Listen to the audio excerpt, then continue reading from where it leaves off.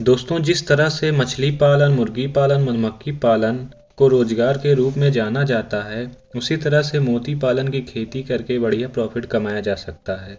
तो दोस्तों, आज की इस वीडियो में मैं आपको छोटे से एरिया में मोती पालन कैसे किया जाता है, इसके बारे में संपूर्ण जानकारी दूंगा। तो नमस्कार दोस्तों, स्वागत है आपके अपने YouTube channel agro all in one में।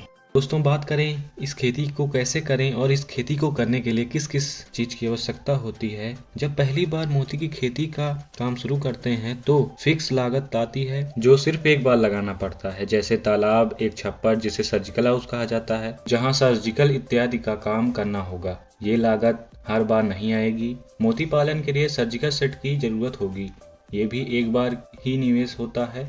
सर्जिकल हाउस में कुछ टेबल कुर्सी की जरूरत होगी, ये भी एक बार का काम है। इसके अलावा तालाब में खाद और उर्वरक समय समय पर डालना पड़ता है। तालाब में जो सीप मर जाती हैं उसको बार बार निकालना पड़ता है, जिसको करने में कुछ लागत आती है। अगर आप यह काम बड़े पैमाने पर करना चाहते हैं तब स्किल्ड कर्मचारियों की जरूरत होगी, इसका खर्चा अलग से होता है। तो ये तो बात हो गई मोती पालन को शुरू करने के लिए किस किस वस्तु की आवश्यकता होती है।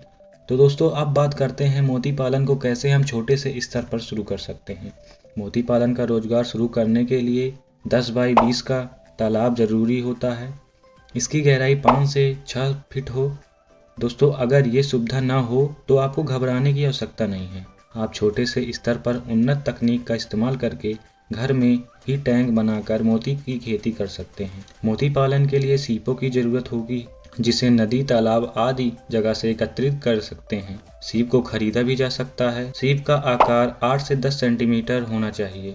इनका चयन बेहद सावधानी से करना है।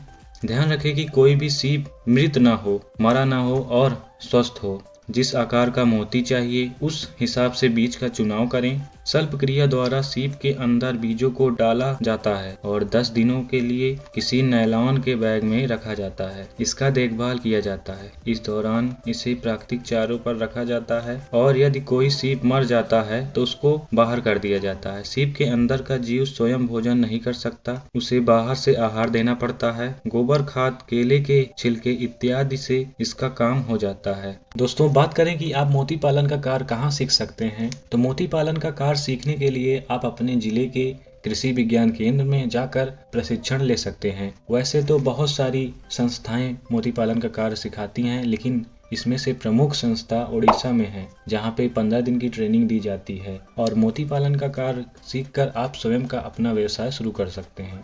आशा करता हूं कि आपको यह वीडियो अच्छी लगी हो। अगर अच्छी लगी हो तो लाइक, सब्सक्राइब और कमेंट करना ना भूलें। Thank you for watching.